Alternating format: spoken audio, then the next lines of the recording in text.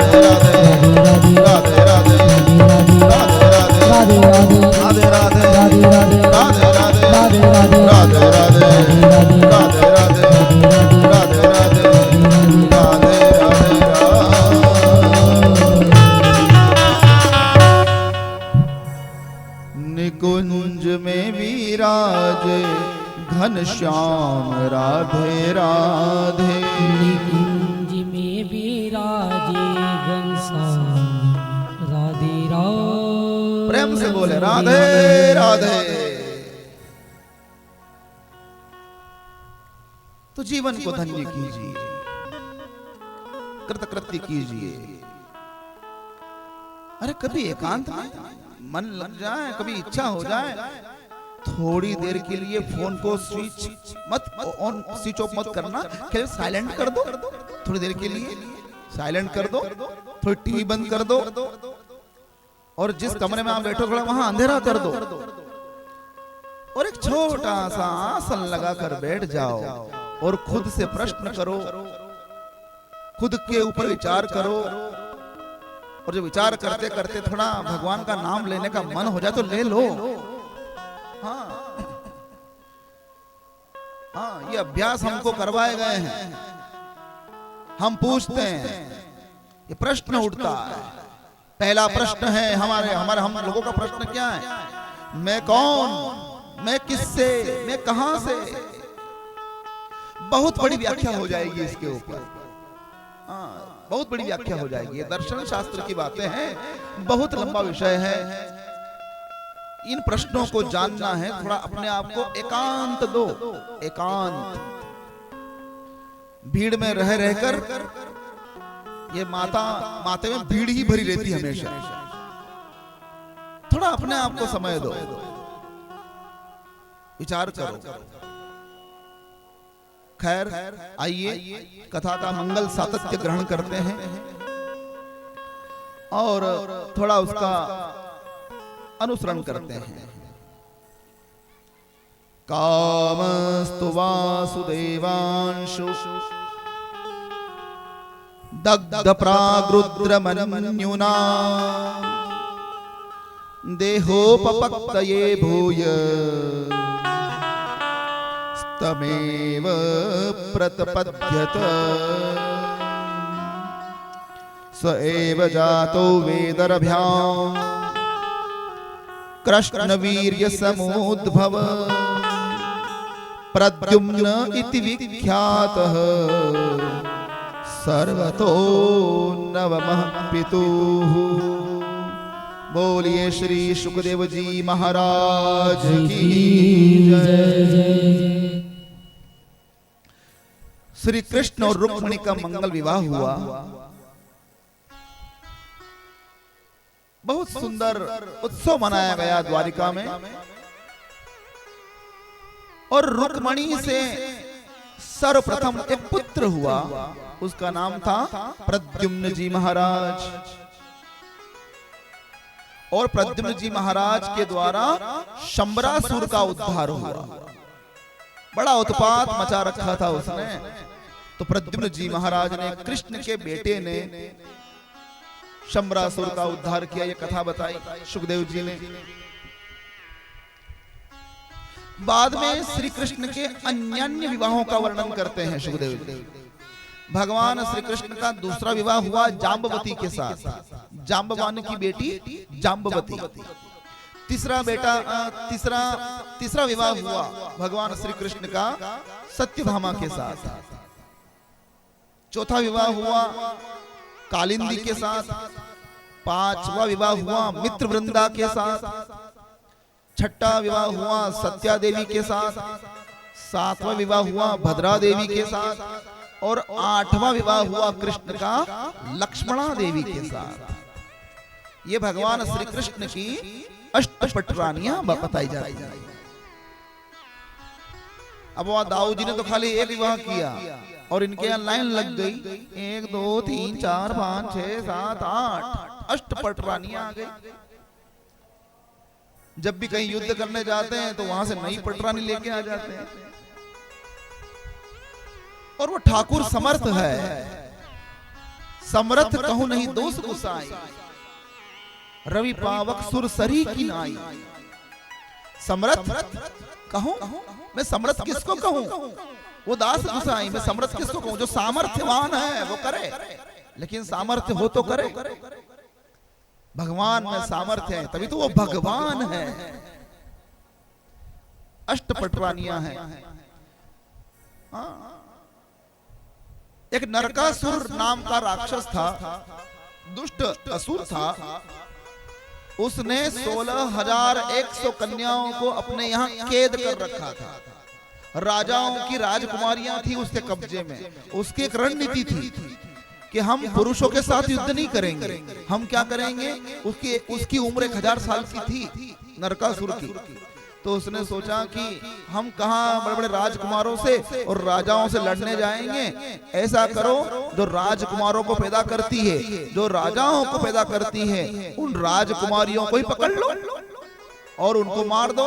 उनको मार दोगे तो नए राजकुमार और नए राजा पैदा नहीं होंगे। तो राजकुमारियों को पकड़ लिया उसने, राजाओं की बेटियों। और कितनी थी वो? 16,100 कैद कर रखा था उसने एक जगह, और बस उन सबकी हत्या करने वाला था।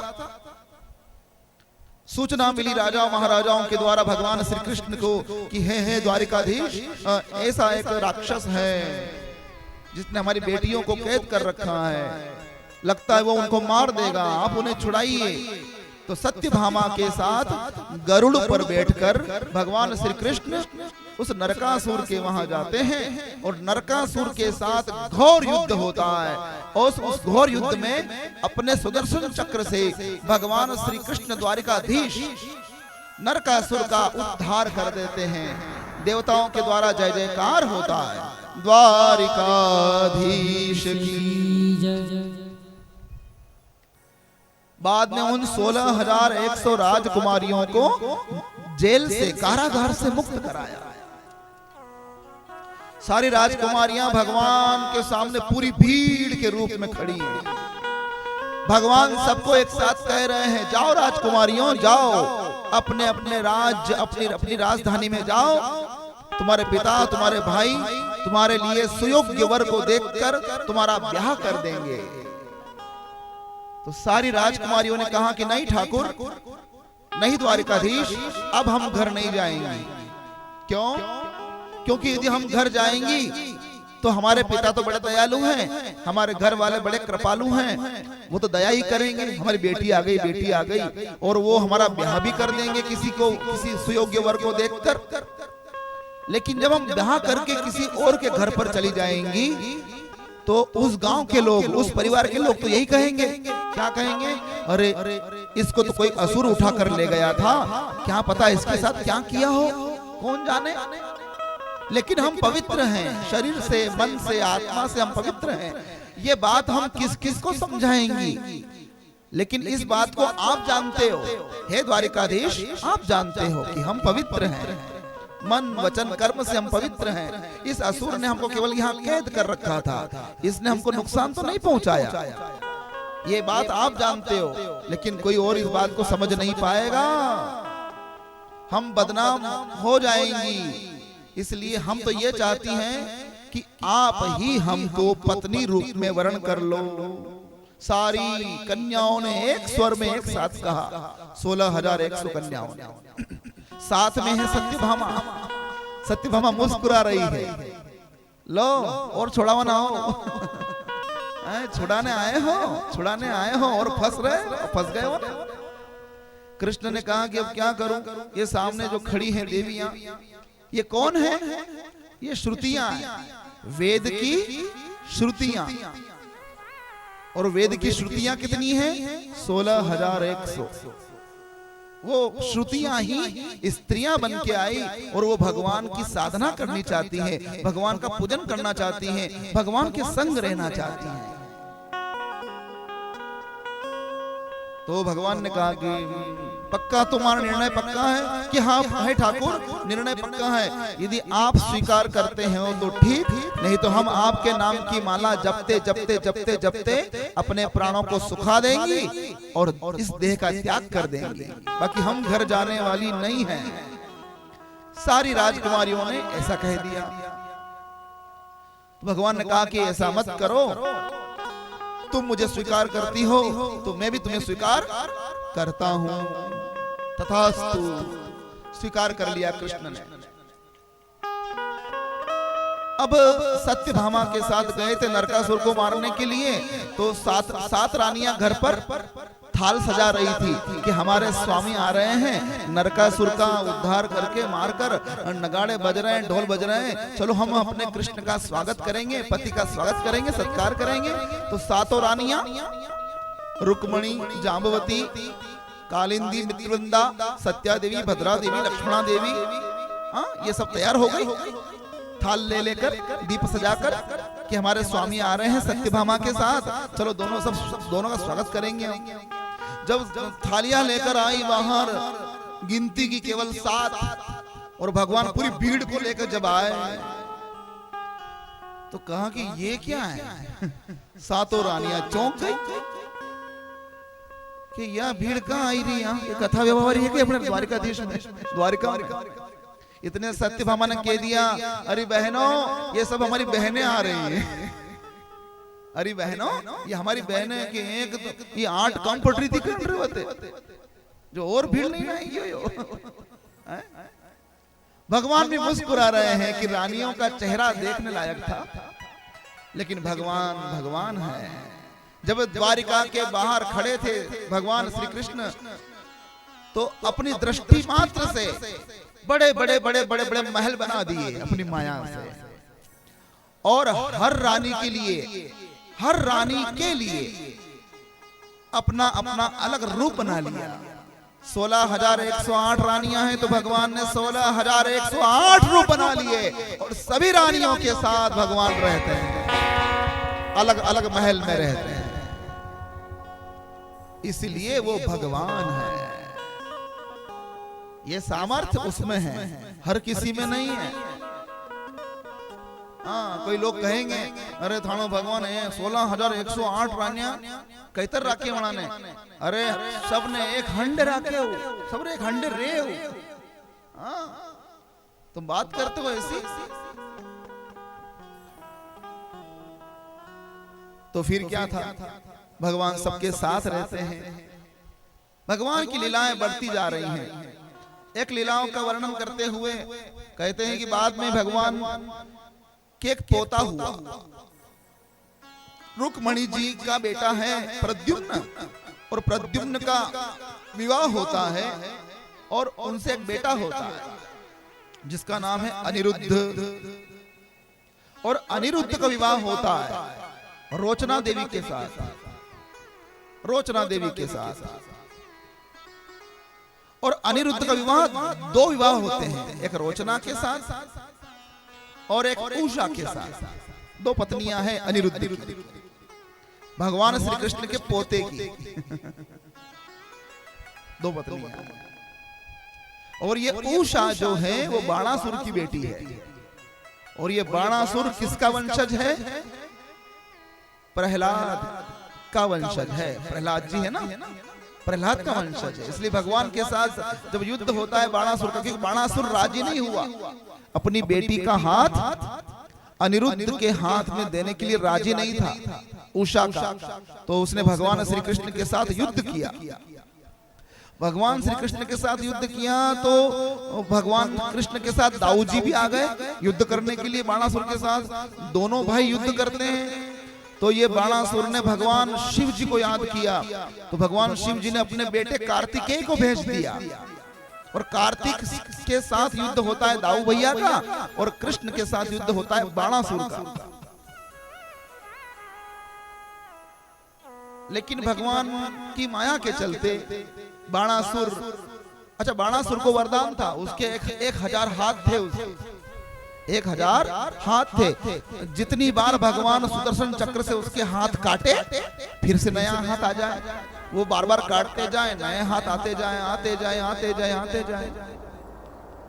996 हाथ काट दिए उसके, और केवल 4 हाथ रख दिए, ऐसा वर्णन आता है। केवल 4 हाथ रख दिए, चतुर्भुज बना दिया। भगवान नारायण भी चतुर्भुज हैं, तो अपने भक्त को भी चतुर्भुज बना दिया। फिर क्या था? इस प्रकार से बाणासुर की बेटी उषा का विवाह अनिरुद्ध के साथ हुआ, युद्ध करना पड़ा उसके लिए। ये कथा बताई। बाद में राजा नरक का उद्धार किया, पौंड्रक और काशीराज का उद्धार किया। पौंड्रक अपने आप को भगवान मानता था, भगवान तो द्वारिकाधीश थे, लेकिन वो नकली भगवान बना। नकली भगवान को असली भगवान ने समाप्त कर दिया। ये कथा बताई। एक द्विविद नाम का वानर था जंगल में, तो उस जंगल में रहने वाले द्विविद नाम के वानर को दाऊजी महाराज ने उसको मार दिया। वानर बंदर के रूप में था, लेकिन एक पहाड़ पर रहता था, तो पहाड़ के आसपास गुजरने वाले लोगों को वो खा जाता था। तो दाऊजी महाराज ने उस बंदर का उद्धार किया। ये कथा बताई सुखदेव जी ने। बाद में सांब का विवाह हुआ। जाम्बवती से एक बेटा हुआ था जिसका नाम था सांब। सांब का विवाह हुआ लक्ष्मणा देवी के साथ। ये लक्ष्मणा देवी कौन? दुर्योधन की बेटी। दुर्योधन की बेटी के साथ भगवान श्री कृष्ण के दूसरे पुत्र का विवाह हुआ। और बाद में अनेक संतति का वर्णन करते हैं। सुखदेव जी कहते हैं कि भगवान श्री कृष्ण को हर रानी से 10 पुत्र और एक पुत्री हुई। हर रानी से कितने? 10 पुत्र और एक पुत्री हर रानी से। तो कितने हुए? अगर काउंट करो तो कितने होते? कितने बच्चे बच्ची हो गए भगवान के? 1,77,000। 1,77,000 भगवान के बच्चे हुए। ये कथा बताई सुखदेव जी ने। बाद में एक दिन देवर्षि नारद आए भगवान की लीला देखने के लिए कि ये द्वारिकाधीश है अकेला, लेकिन इतनी को कितने कैसे संभालता। लेकिन बाद में भ्रम दूर हो गया कि मैं समझ रहा था इसको अकेला, लेकिन ये अकेला कहाँ है? ये तो हर रानी के साथ अलग अलग महल बनाकर अलग अलग रानी के साथ अलग अलग रह रहा है। तो नारद जी का भ्रम दूर हो गया। ये कथा बताई। बाद में भगवान इंद्रप्रस्थ जाते हैं, पांडवों का यज्ञ करवाते हैं। ये कथा बताई। और बाद में इंद्रप्रस्थ में शिशुपाल का उद्धार करते हैं। जब अग्र पूजा का समय आया तो शिशुपाल ने उसका विरोध किया। जब राजसू यज्ञ किया गया पांडवों द्वारा, तो पांडवों के राजसू यज्ञ में विरोध करने लगा वो शिशुपाल। तो शिशुपाल का भगवान ने उद्धार किया। शिशुपाल को वरदान था कि वो 100 गाली दे सकता है भगवान कृष्ण को, लेकिन 100 से ज्यादा गाली देगा तो भगवान उसको मार देंगे। लेकिन वो 100 गालियां देता रहा। 101, 105, 110 गाली दी, तब भी भगवान तब भगवान ने कहा कि चलो अब इसका उद्धार करना ही पड़ेगा। बाद में सुदर्शन चक्र से शिशुपाल का उद्धार कर दिया। ये कथा बताई। बाद में दंतवक्त्र का उद्धार किया। ये शिशुपाल का मित्र था जो भगवान से लड़ने के लिए आया था, उसका उद्धार कर दिया। शाल्व नाम के शिशुपाल के एक मित्र और था शाल्व, उसका उद्धार किया। ये कथा बताई। और दाऊजी महाराज की ब्रज में यात्रा हुई, वो कथा बताई। दाऊजी महाराज ब्रज में गए, वृंदावन में गए, माता यशोदा और नंद बाबा से मिलकर आए, गोपियों से मिलकर आए, संगी साथी मित्रों से मिलकर आए। ये कथा बताई। और बाद में दाऊजी महाराज ने जब यात्रा की चारों धामों की, हमारे यहाँ 4 धाम है ना, और हर धाम का अलग अलग महत्व है, और हर धाम का अलग अलग युग से जुड़ाव है। उत्तर में जाओ तो कौन सा धाम है? बद्री विशाल धाम। कौन सा धाम? बद्री विशाल। इसका संबंध सतयुग से है। किससे संबंध है? सतयुग से। सीधे जाओ दक्षिण में तो कौन सा धाम है? रामेश्वरम। क्या है? रामेश्वरम धाम। तो इसका संबंध किससे है? त्रेता युग से, है ना। इधर जाओ पश्चिम में तो द्वारिका है, द्वारिका धाम। तो द्वारिका धाम का संबंध किससे है? द्वापर युग से है। और फिर इधर आओ पूर्व की ओर तो उड़ीसा में कौन सा धाम है? जगन्नाथ धाम। जगन्नाथ धाम का संबंध कलयुग से है। तो हर धाम का अपना महत्व है। अगर तुम चारों धाम की यात्रा करते हो, यानी चारों युगों में तुम घूम के आ गए हो। सतयुग, त्रेता युग, द्वापर युग, कलयुग। तो कभी यात्रा जाओ तो संकल्प में पंडित जी बोलते हैं, जब आप जाते हो ना पथवारी से, तो वो ये कहते हैं सतयुगे त्रेता युगे द्वापरे कलयुगे कल्याणकारी मंगलम यात्रायाम शुभम भवतु यजमानः। तेरे चारों धामों की यात्रा, 4 युगों की यात्रा का तुझे फल मिल जाए यजमान, ये आशीर्वाद है मेरा। ये ब्राह्मण बोलता है पथवारी पर, भले उसको आप समझो ना समझो, पर बोलता है, आशीर्वाद देता है ब्राह्मण। विदाई जब आपकी होती है, जब आप जाते हो यात्रा, तो 4 धाम है हमारे यहाँ, 4 धाम हैं, और धाम में भी 4 धाम हैं। अगर आप उत्तराखंड में जाओ तो 4 गुप्त धाम भी तो हैं। हाँ, केदारनाथ धाम है, गंगोत्री, जमुनोत्री और बद्री विशाल, 4 धाम उधर हो जाते हैं। उत्तराखंड में आप जाओ तो 4 धाम उधर भी है। फिर कोई गया होगा, हाँ? तो 4 धाम की यात्रा, उसकी महिमा है, उसका गान है। यात्रा हम करें तो यात्रा का थोड़ा ज्ञान हो तो करें, तो यात्रा करने में आनंद आएगा। नहीं तो यात्रा ना हो जाएगी, घूमना हो जाएगा। यात्रा और यात्रा जाने में और घूमने में अंतर हो जाता है। हाँ, हम यात्रा जाते हैं। त्रायन्ते त्राणम इति यात्रायाम, जो दुख सहने की क्षमता रखता हो और जो दुख सहने के लिए तैयार है, वही यात्रा कर सकता है। यात्रा करने के लिए थोड़ा दुख सहन करना पड़ता है। वहां अपने घर जैसा बिस्तर नहीं मिलता, वहां अपने घर जैसा खाना नहीं मिलेगा, वहां घर जैसा वातावरण नहीं मिलेगा। अरे बच्चा, यहाँ पटाखे क्यों फोड़ रहे हो?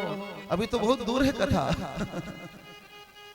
राधे राधे राधे राधे। सबके हाथ खड़े नहीं हो रहे हैं, थके हो गए क्या? राधे राधे राधे राधे। आइए 2 नाम भगवान के, फिर कथा को आगे सरकाते हैं। बांके बिहारी मुझको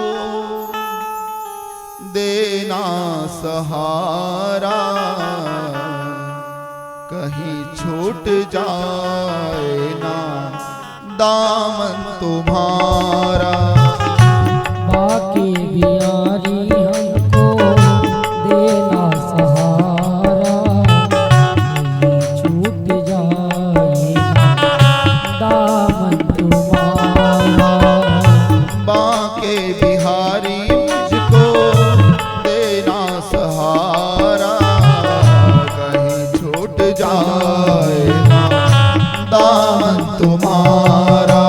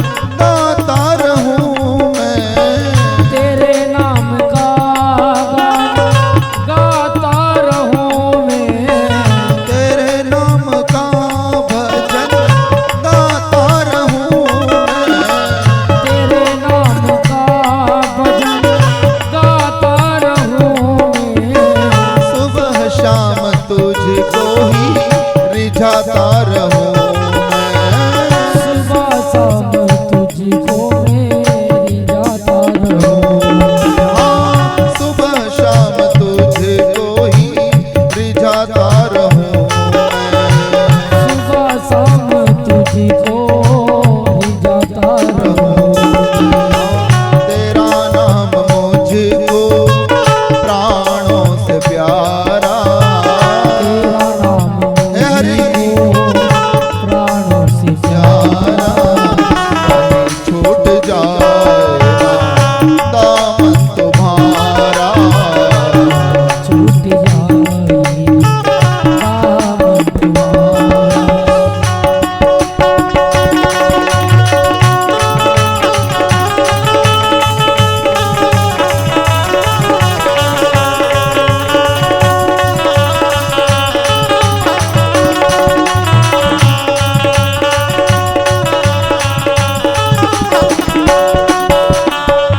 बड़ी भूल की जो मैं दुनिया में आया, बड़ी भूल थी जो दुनिया में आया। मूल भी है खोया मैंने, ब्याज भी है खोया। मूल भी है खोया मैंने, ब्याज भी है खोया। हाँ, मूल भी है खोया मैंने, ब्याज भी है खोया।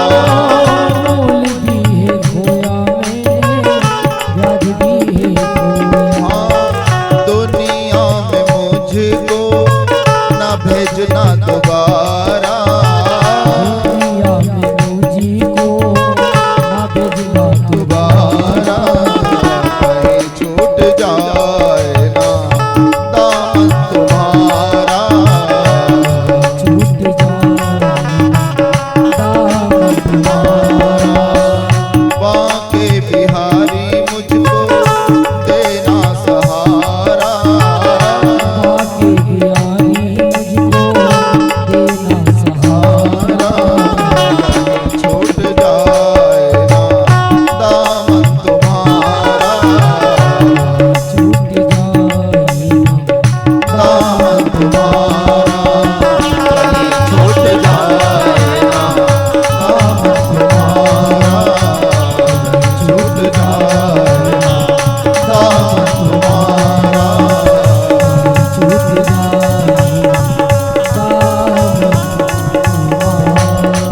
छूट जाए बांके बिहारी मुझको देना सहारा। बाकी बिहारी हे हरि मुझको देना सहारा। कहीं छूट जाए ना दामन तुम्हारा। छूट जाए दामन तुम्हारा। किसी भी रूप में भगवान का संग हमें नहीं छोड़ना है। वो संग कौन सा है? सत्संग। ये भगवान का संग है। हम भगवान के संग हैं और भगवान हमारे संग हैं। बाद में दाऊ जी महाराज ने यात्रा पूरी की और बाद में सुखदेव जी वर्णन ले आते हैं कि भगवान का एक बहुत बड़ा, बहुत ही प्यारा एक मित्र था जिसने भगवान का हक छीन लिया था और हक छीनने के चलते उसने बड़ा दुख पाया। कौन था वो मित्र? सुदामा उसका नाम। जब सुदामा का नाम लिया तो परीक्षित कहते हैं महाराज हाँ हाँ मैंने सुना है भगवान का एक मित्र था सुदामा उसका नाम। हाँ प्रभु अब मुझे उस भगवान की उस प्यारे मित्र की कथा विस्तार से सुनाइए। तो कहते हैं कि हाँ एक बड़ा ही गरीब, धन की कमी, अरे धन की छोड़ो घर में अन्न की कमी, ओढ़ने के लिए ढंग का बिछौना नहीं, बिछाने के लिए बिछौना नहीं, ओढ़ने के लिए कोई गादी रजाई नहीं, टूटी खाट, उस खाट के 2 पागे टूटे हुए थे। तो दो पागे हैं और दो पागे नहीं है, तो जिस तरफ दो पागे नहीं है वहां पत्थर जमाया हुआ है, पत्थर जमाए हुए हैं, उन पत्थरों के ऊपर उस खाट को टिकाया हुआ है। टूटी खाट, कपड़े भी ढंग के नहीं हैं पहनने के लिए। जो उनकी पत्नी है सुशीला, उसकी साड़ी भी फटी रहती हमेशा। कई साल हो गए एक ही साड़ी पहने हुए। उसी को वो जब उस साड़ी को धोती है तो आधी साड़ी ओढ़ कर रखती है, आधी साड़ी धो लेती है, फिर बाद में उसको नीचो कर उसको ओढ़ लेती है और फिर दूसरी साड़ी धोती है।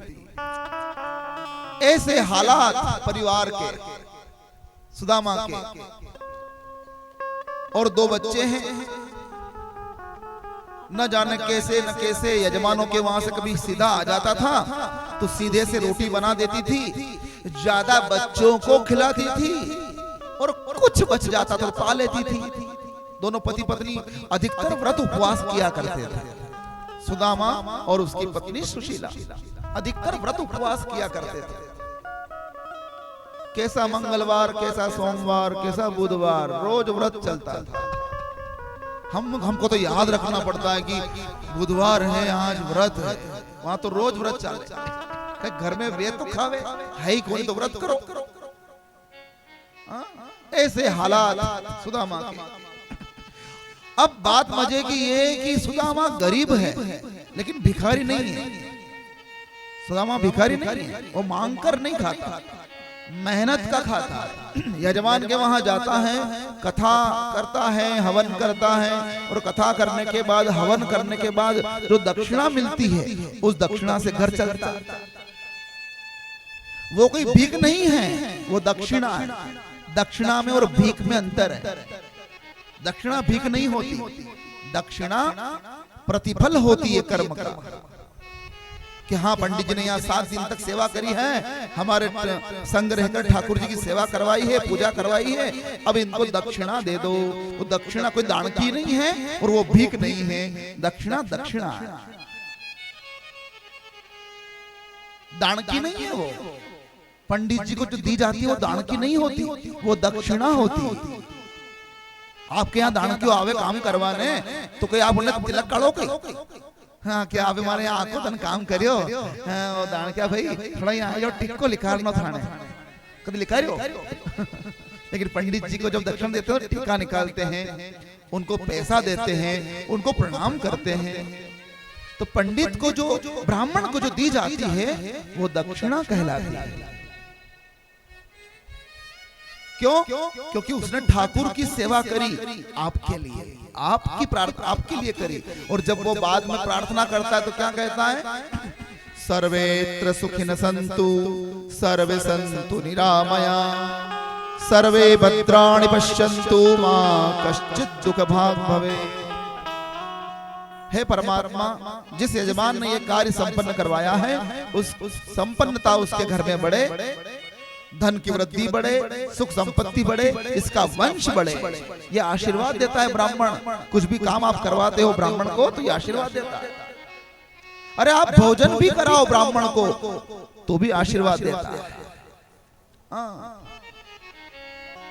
अगर आपके यहाँ मेहमान जिमने के लिए आए तो क्या कहेंगे? रसोई घनी अच्छी थी, रसोई घनी अच्छी बने आप। अरे अरे हाँ आनंद आइयो, आनंद आइयो। पड़ोसी जिमने आएगा तो कहेगा अरे वाह यार आशो मांडो तो कहीं करियो को नहीं आज तक अपने गांव में यार, वहां कहीं खर्चो करियो यार, आनंद आएगा। लोग तो याद रखेगा यार, पड़ोसी ऐसे कहेगा।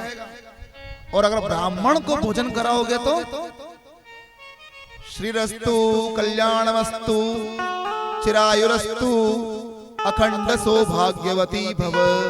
क्या कहता है? आशीर्वाद देता है। स्त्री है तो अखंड सौभाग्यवती भव, तेरा पति अखंड रहे, तेरा सुहाग अखंड रहे, ये आशीर्वाद ब्राह्मण देता है। चिरायुरस्तु, तेरी आयु में वृद्धि हो। वो तेरे भोजन की तारीफ नहीं करता, वो तेरे रक्षा की, सुरक्षा की गारंटी का आशीर्वाद देता है। ब्राह्मण आशीर्वाद देता है, इसलिए ब्राह्मण को दक्षिणा दी जाती है, दान की नहीं। वो यजमान का पूरा पूरा हित करता है, इसलिए ब्राह्मण को पुरोहित कहा जाता है। क्या कहा जाता है? पुरोहित पुरोहित। अब यज्ञ पूरा होगा, अब कथा होगी तो थोड़ा जल तो आएगा ही आएगा। अभी 11 का तो नहीं हानि कर जाऊंगा, लेकिन अगर जोड़ते आओगे तो फिर अभी रोकी लगा कथा ने। जहां तक होगा फिर रुक जाऊंगा, कथा रुक जाएगी, पानी जोर से आ जाएगा तो, और हम अपने आप को संभाल लेंगे। आइए दो नाम भगवान के प्रार्थना करते हैं कि थोड़ा वो समझ जाए, हमारा काम सरलता से हो जाए आज के लिए। उस प्रार्थना के साथ एक साथ मन में प्रार्थना करें कि थोड़ा है जल देव, रुक जाइए, हमारे कार्य को संपन्न होने दीजिए। श्रीमन नारायण नारायण